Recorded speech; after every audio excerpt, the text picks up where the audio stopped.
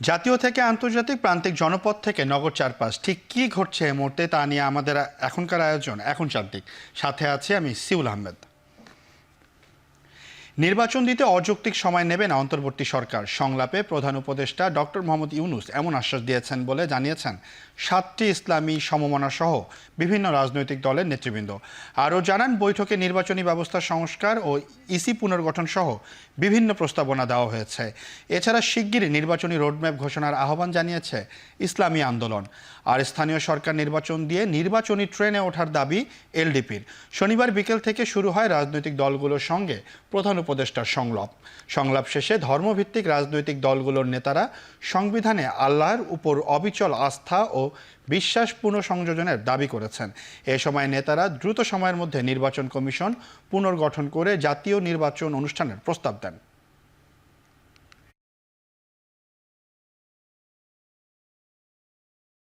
সারা দেশব্যাপী সকল ভোটাধিকার প্রয়োগকারীদের যেন প্রতিনিধিত্ব জাতীয় সংসদে নিশ্চিত করা যায়, সেই ধরনের একটি মৌলিক পরিবর্তনের সংস্কারের প্রস্তাবনা আমরা দিয়েছি। এই গণহত্যার সাথে যারা জড়িত, যারা যুক্ত, তাদের সকলকে দ্রুততম সময়ের মধ্যে আমরা বিচারের আওতায় আনবার জন্য মাননীয় প্রধান উপদেষ্টার দৃষ্টি আকর্ষণ করেছি। সংবিধানকে অনেক কাটাছেঁড়া করা হয়েছে, এই জন্য এটাকে বাতিল করে আবার পূর্বে যে সংবিধান ছিল ওই সংবিধানের জন্য ফিরে যাওয়া হয়, সেই জন্য আমরা দাবি জানিয়েছি। একটা নির্ভরযোগ্য প্রশ্নবিদ্ধ ছাড়া কমিশন গঠনের মাধ্যমে এই অন্যায়কারীদের চিহ্নিত করে তাদের শাস্তির ব্যবস্থা করা এবং সুন্দরভাবে প্রশাসন সহ আইন শৃঙ্খলা রক্ষা বাহিনী সহ সর্বত্র দেশ সুন্দর পরিচালনার ব্যাপারে, সেখানে ঢেলে সাজানোর ব্যাপারে আমরা তাদেরকে পরামর্শ দিয়েছি। পর্যায়ক্রমে ইউনিয়ন কাউন্সিলের নির্বাচন, পৌরসভার নির্বাচন, সিটি কর্পোরেশন নির্বাচন, জাতীয় সংসদের নির্বাচন, উপজেলা নির্বাচন, এগুলির একটা সম্ভাব্য ডেট ঘোষণা করো। রাজনৈতিক দলদেরকে ব্যস্ত রাখার জন্য একমাত্র অস্ত্র হলো নির্বাচনের একটা ফোরকাস্ট দিয়ে দেওয়া। এটা 6 মাস পরেও হইতে পারে, 9 মাস পরেও হইতে পারে। বিএনপি মহাসচিব মির্জা ফখরুল ইসলাম আলমগীর বলেছেন, নির্বাচনের পরিবেশ সৃষ্টি করতেই দায়িত্ব নিয়েছে অন্তর্বর্তী সরকার। তিনি আশা করেন দ্রুত জনগণের সরকারের হাতে ক্ষমতা হস্তান্তর করতে হবে। কুমিল্লায় ত্রাণ বিতরণ কার্যক্রমে অংশ নিয়ে কথা বলেন বিএনপি মহাসচিব। কুমিল্লার লালমায়ের ছোট শরীফপুর উচ্চ বিদ্যালয় মাঠে বিএনপি ত্রাণ বিতরণ শেষে তিনি আরও জানান, নির্বাচনের মধ্য দিয়ে জনগণের কাছে ক্ষমতা হস্তান্তর করতে হবে। মির্জা ফখরুল আশা প্রকাশ করেন, বর্তমান অন্তর্বর্তী সরকার জনগণের দাবি অনুযায়ী জনগণের সরকারের হাতে ক্ষমতা হস্তান্তর করবে। আর উল্লেখ করেন, একটি মহল ছাত্র জনতার বিজয়কে নস্যাৎ অপচেষ্টায় লিপ্ত, তাদেরকে প্রতিহত করতে নেতাকর্মীদের তৎপর থাকার আহ্বান জানান মির্জা ফখরুল ইসলাম আলমগীর।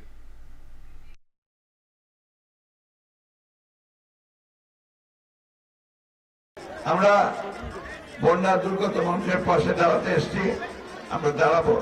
আরেকটা কথা আমি বলতে চাই, এই নতুন সরকার মাত্র 20-22 দিন বয়স হয়েছে, একে আমাদের সময় দিতে হবে যে সে যেন একটা সুষ্ঠু নির্বাচন করার মতো পরিবেশ তৈরি করতে পারে, তাই না?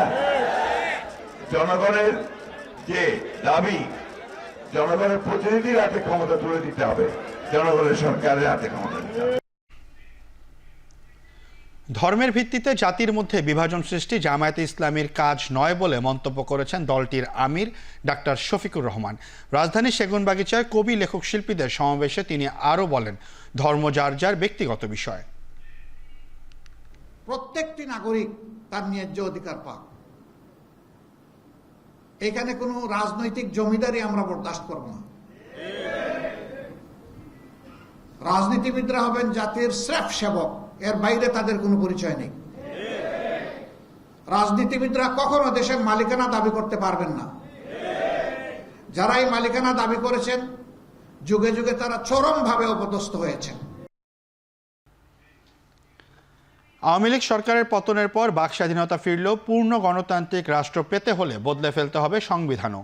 সেটি বাস্তবায়নে অন্তর্বর্তী সরকারের কাছে গণপরিষদ নির্বাচন চান বিশেষজ্ঞরা। তবে নতুন করে সংবিধান লিখতে হবে নাকি সংশোধন করতে হবে, উঠে আসছে সে প্রশ্ন। শনিবার বিআইএসএস মিলনায়তনে গভর্নেন্স স্ট্যাটিস স্টাডিজ সিজিএস আয়োজিত গণতন্ত্র পুনর্গঠনের জন্য সংলাপে বক্তারা বলেন, বর্তমান সংবিধান শেখ হাসিনার সংশোধিত একনায়কতান্ত্রিক রাষ্ট্রকাঠামো গড়ে তোলা সহায়ক, যার কিছু ধারা সংশোধন করেও এর থেকে পরিত্রাণ পাওয়া সম্ভব নয়। পাশাপাশি মত প্রকাশের স্বাধীনতা ছাড়া গণতন্ত্র রক্ষা অসম্ভব। তাই একটি পুনর্গঠন করতে হলে সংবিধান সংশোধন করতেই হবে। সংবিধান সংশোধন করা হবে নাকি নতুন করে হবে, এখানে আমার ব্যক্তিগত একটা ছোট্ট অভিমত আমি বলে রাখি। সেটা হচ্ছে, আমি সংশোধন শব্দটার পক্ষে নই। কেননা আমার কাছে মনে হয়েছে যে সংবিধানে যে পরিস্থিতি তৈরি হয়েছে তাতে ব্যান্ডেড দিয়ে কোনো কাজ হবে না। এটা পুনর্লিখন ছাড়া কোনো রকম উপায় নেই। তার কারণ কি? তার সবচেয়ে বড় কারণ হচ্ছে আপনার যে আর্টিকেল 7A, যেখানে বেসিক স্ট্রাকচারের নামে এমন সব জিনিসপত্র তৈরি করা হয়েছে যে এগুলি সংশোধন করা যাবে না। ডেমোক্রেটিক রিকনস্ট্রাকশনটাই হচ্ছে আমাদের মূল লক্ষ্য। বললাম যে আমাদের সংলাপ কিন্তু সংবিধান নিয়ে নয়, আমাদের সংলাপ হচ্ছে ডেমোক্রেটিক রিকনস্ট্রাকশনের জন্য। যেখানে আজকে যে মতামতগুলো আসলো, অভিমতগুলো আসলো, সব মতামতই এই ডেমোক্রেটিক রিকনস্ট্রাকশনকে শক্তিশালী করবে। এই সরকার হচ্ছে ট্রাস্টি, বেনিফিশিয়ারি হচ্ছে জনগণ, আর সেটলার অব দি ট্রাস্ট হচ্ছে এই ছাত্র জনতার যে গণ অভ্যুত্থান। তৈরি পোশাক মালিকদের সংগঠন বিজিএম এর বর্তমান পর্ষদকে অবৈধ বলেছেন সংগঠনটির সাধারণ সদস্যরা। তাদের দাবি, ভুয়া নির্বাচনের মাধ্যমে বর্তমান কমিটি ক্ষমতায় এসে বসেছে। শনিবার সংবাদ সম্মেলনে তারা এমন দাবি করেন। বিজিএম এর সাধারণ সদস্যবৃন্দের ব্যানারে তারা মোট 7টি দাবি জানিয়েছেন। বলেন, বৈষম্য বিরোধী ছাত্র আন্দোলনে ছাত্র জনতা হত্যাকারী ঢাকা মহানগর উত্তর আওয়ামী লীগের সাধারণ সম্পাদক এস.এম. মান্নান কোচির বর্তমান কমিটির সহসভাপতি খন্দকার রফিকুল ইসলামকে বিজিএম এর সভাপতি নিয়োগ সাধারণ সদস্যগণ মানে না। অবিলম্বে তার নিয়োগ বাতিল ও পরিচালনা পর্ষদকে ভেঙে দিতে হবে। সদস্যদের সাথে আলোচনা করে দলীয় প্রভাবমুক্ত 20 সদস্যের একটি অন্তর্বর্তীকালীন পরিচালনা বোর্ড গঠন করতে হবে। এছাড়া অন্তর্বর্তীকালীন পরিচালনা বোর্ডকে স্বচ্ছ ভোটার তালিকা প্রণয়ন করে অতি দ্রুত একটি সুষ্ঠু নির্বাচনের দাবি তাদের। এটা একটা ত্রুটিপূর্ণ নির্বাচন ছিল। এই ত্রুটিপূর্ণ নির্বাচনে যেনারা আসছেন এনারা সবাই অবৈধ। এই বোর্ডটা আমাদের রিপ্লেস করে আমরা নতুন একটা স্বচ্ছ একটা নির্বাচন করার জন্য ইলেকশন এবং ভোটার তালিকা সব ঠিকঠাক করে রিফর্ম করে আমরা একটা ইলেকশনে যাব। আমরা চাচ্ছি নিরপেক্ষ, আমাদের ট্রেড বডিতে অনেকে আছেন, তাদের নেতৃত্বে 6 মাসের একটা কমিটি হোক। এরপর যে সুষ্ঠু ভোটারটা হোক এবং দুর্নীতির বিরুদ্ধে কিছু সংস্কার হোক। যদি আমার সাধারণ সদস্যরা যে কোনো যোগ্যতায় বিবেচনা ওনাদেরকে আনেন, আমাদের কোনো আপত্তি নেই। এখন চারদিক থেকে নিচ্ছে একটি বিরতি, ফিরছে একটু পরে।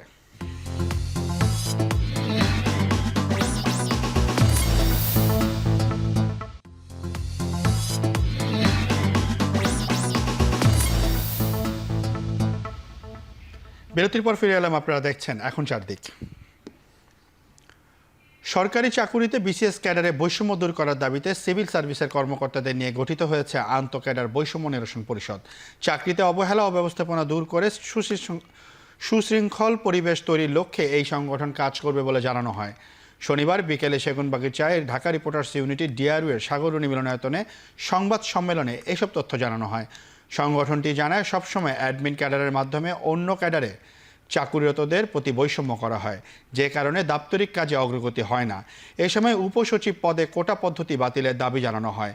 সেই সাথে সরকারি চাকুরিতে দলীয়করণ ও অবহেলার কারণেই সরকারি কর্মকর্তাদের দিয়ে বিগত সময়ে বিতর্কিত নির্বাচন অনুষ্ঠিত হয়েছে বলেও মন্তব্য করে এই সংগঠন।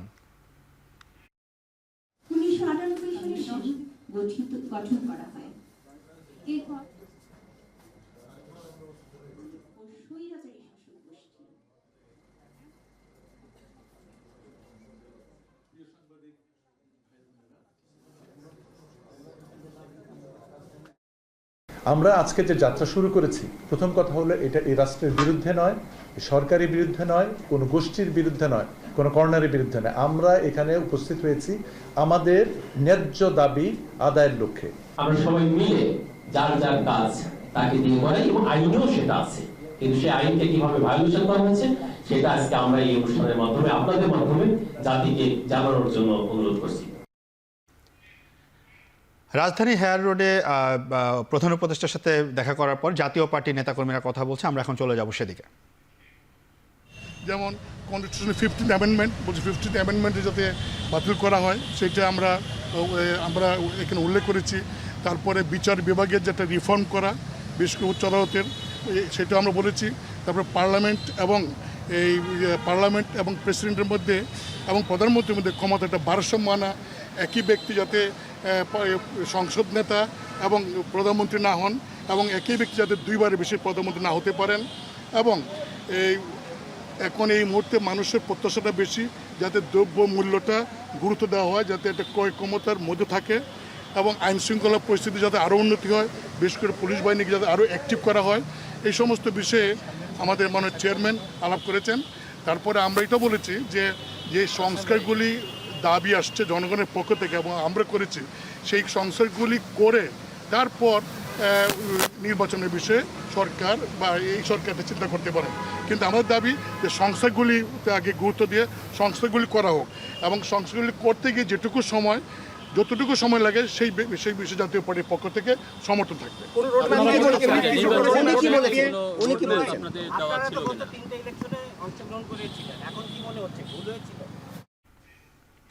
ছাত্রলীগের সাবেক সাধারণ সম্পাদক ইসাক আলী খান পান্নার মরদেহ বাংলাদেশে হস্তান্তর করেছে মেঘালয় পুলিশ। শনিবার সকাল 11:30টায় তামাবিল স্থলবন্দরে এই কার্যক্রম সম্পন্ন করেন তারা। উপস্থিত ছিলেন গোয়াইনঘাট উপজেলার নির্বাহী অফিসার, গোয়াইনঘাট থানা অফিসার ইনচার্জ ও ইমিগ্রেশন পুলিশ ইনচার্জ। সব আইনি প্রক্রিয়া শেষ করে পরিবারের কাছে হস্তান্তর করার কথা জানায় বাংলাদেশ কর্তৃপক্ষ। মেঘালয় পুলিশের তথ্য মতে গেল 26 আগস্ট পূর্ব জৈন্তিয়া পাহাড়ের দোনাভাই গ্রামে অর্ধগলিত অবস্থায় পাওয়া যায় লাশটি। পরবর্তীতে লাশের সঙ্গে পাওয়া পাসপোর্ট থেকে পরিচয় শনাক্ত করেন ভারতীয় কর্তৃপক্ষ।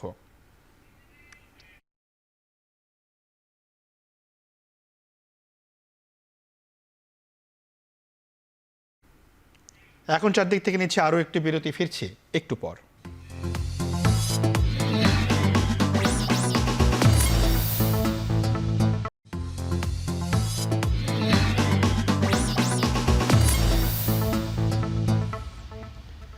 বিরতির পর ফিরে এলাম আরও একবার। আপনারা দেখছেন এখন চারদিক। ব্রাজিলের উপকূলীয় শহর রেসিফিতে একটি গির্জার ছাদ ধসে 2 জনের মৃত্যু হয়েছে। আহত হয়েছেন আরও প্রায় 17 জন। ধ্বংসস্তূপের নিচে কেউ চাপা পড়ে আছে কিনা তা খুঁজে দেখতে কাজ করে যাচ্ছে উদ্ধারকারী দল। পার্নাম্বুকো রাজ্যের ভাইস গভর্নর জানান তার ধারণা ধ্বংসস্তূপের নিচে হতাহত আর কেউ নেই। আটকে পড়া লোকদের তাৎক্ষণিকভাবে সেখান থেকে উদ্ধার করা হয়। ছাদ ধসে পড়ার সময় গির্জার ভেতরে খাবার বিতরণ করা হচ্ছিল। গির্জাটির চারপাশের দেয়াল কাচের ছিল।